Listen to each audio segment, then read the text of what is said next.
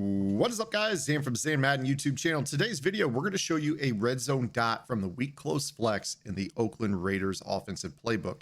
But before we do that, guys, please take a quick second, hit that subscribe button. Also, make sure you guys hit that notification bell so you don't miss any of the uploads we've got coming your way here on the Zan Madden YouTube channel. If you guys want to watch me play Madden 20 live, check out my Twitch channel, twitch.tv/OZANO. Link is in the description. I do stream there pretty much every single day. Starting around 2 p.m. in the afternoon Central Time. So you guys can check me out there. I do have sub-only tips for my subscribers, whether it's a tier 1 or a Twitch Prime. And I am working on the Washington Redskins wing tight offense, which will be coming out this coming Monday. Okay, guys, so yesterday we broke down a red zone play out of the West Coast offense in which we got the fullback wide open in the back of the end zone.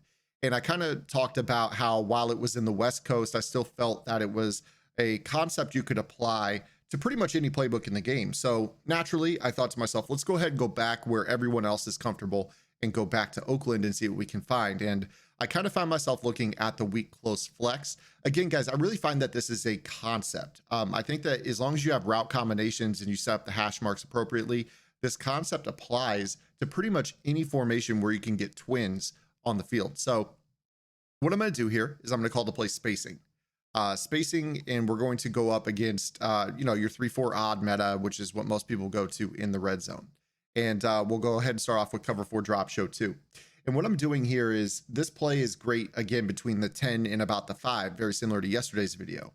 But what you guys found yesterday was that we were streaking the fullback out of the backfield. It's really not that complicated. You could actually do this with the wide receiver. So what we're going to do here on this play is we're going to drag the inside receiver Snead. We're going to streak Brown, and we're going to streak Boyle. Very, very simple here. And what this is going to do is this is going to give us a free release to Brown and an inside pass lead as soon as he hits the back of the end zone. So you're going to see right here how this works. He's going to get inside, little inside pass lead, toe tap in the back of the end zone for a touchdown. That's against cover 4. You'll get that very regularly. So we'll go ahead and show you here. Again, this is all we're really doing with this play. Streak the tight end, streak the X receiver, drag the B receiver, and wait for him to get to the back of the end zone, inside pass lead, possession catch, touchdown. Very, very simple. They're going to have to use that route. So that's cover 4. Let's go back to the play call menu.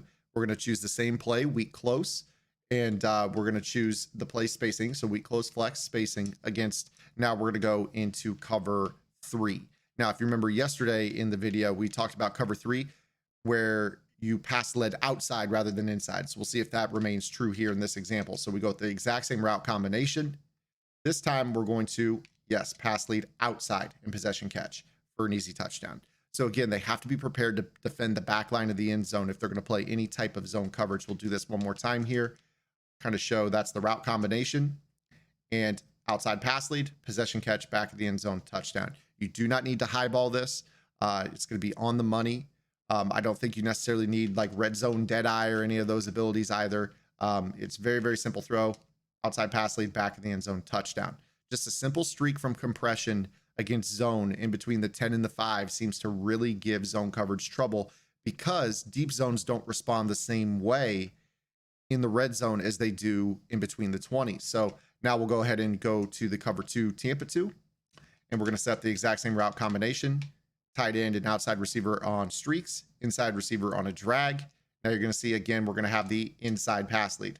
What ends up happening is the half zone, the deep half zone, for some reason plays outside leverage on the streak because of the threat of Ricard in the flat. So you see right here how we can go ahead and just throw that inside pass lead and toe drag along the back of the end zone for a touchdown. Now, I'm actually going to test this here. I'm not positive. I'm assuming that the Ricard route is the reason for that. So in this example, I'm going to go ahead and block Ricard. And you see right here, now he does the exact same thing. Just in the back of the end zone, the red zone, those deep zones just do not play very, very well.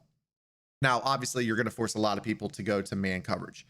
So very similar to yesterday's video, once you start to see people running the man coverage in the red zone, it gets a little bit easier for you. That's where you need to be able to obviously set up your routes that beat man-to-man. So whether that's a slant and out route to the tight end, corner routes, you obviously have bench flat, you have the play mesh where you have corner routes, things of that nature, where hopefully you can go ahead and take advantage of some of the matchups that you see. So like if you catch somebody in that edge blitz 1, you know at that point that you need to be able to beat the man coverage. So maybe go with a slant and a corner route. Maybe you still streak the tight end to make sure the deep zone doesn't get there. With this type of play, you're still going to have the ability to beat man coverage as well. You just need to know, obviously, that it comes down to route running, short route running against man coverage rating. Obviously, if they're pressing as well, too, that's something that you have to kind of be aware of. But in general, this is a play or a formation that I think does a pretty solid job against man-to-man. You saw right there that that corner route broke too deep in the back of the end zone. Maybe you go ahead and smart route it down a little bit more just to give him a little bit more room to run the route.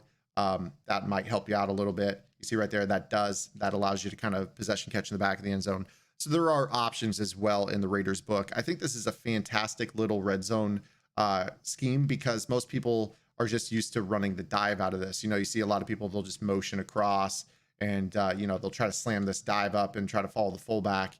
But obviously, you guys know Edge Blitz 1's a pretty solid run defense as well. So you're going to have to be able to beat man coverage with this. And I think that this formation in general does provide a great red zone presence here. Kind of finding that as we play this here, that the red zone passing scheme, as far as beating zone goes, is not as complicated as it seems. You see yesterday's video. Now you've got this one here out of the Oakland Raiders book.